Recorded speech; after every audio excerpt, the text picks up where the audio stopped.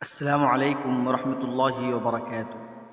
صدقۃ الفطر کی حقیقت اور صدقۃ الفطر کی فضیلت اور صدقۃ الفطر کتنے چیزوں سے دیا جاتا ہے اور کتنا دیا جاتا ہے۔ ناظرین اکرام، آج کی ویڈیو میں یہ 2-3 اہم باتیں ہم پیش کریں گے صدقۃ الفطروں کے متعلق۔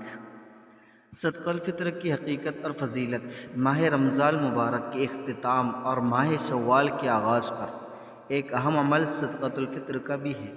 صدقۃ الفطر کے متعدد فضائل ہیں، جیسے صدقۃ الفطر کی وجہ سے روزے کی کمی کوتاہی کا ازالہ ہو جاتا ہے، جیسا کہ سجدہ سہو کی وجہ سے نماز کی کمی کوتاہی کا ازالہ ہو جاتا ہے۔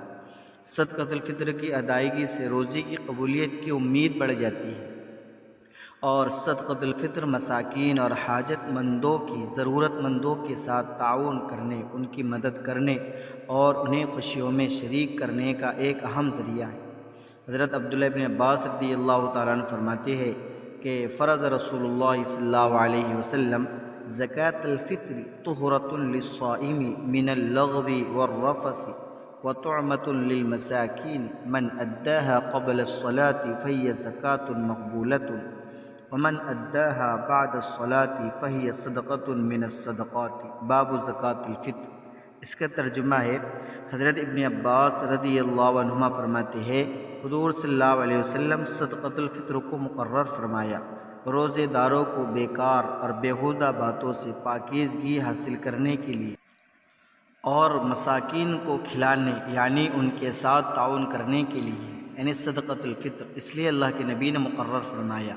جس نے عید الفطر کی نماز سے پہلے ادا کر دیا تو یہ مقبول صدقۃ الفطر ہے، اور جس نے عید الفطر کی نماز کے بعد ادا کیا تو پھر یہ صدقہ میں سے ایک صدقہ ہے۔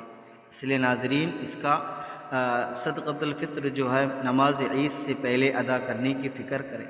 عید الفطر کی نماز سے پہلے صدقۃ الفطر کی ادائیگی سنت ہے، اور اس لیے اس کا اہتمام ہونا چاہیے۔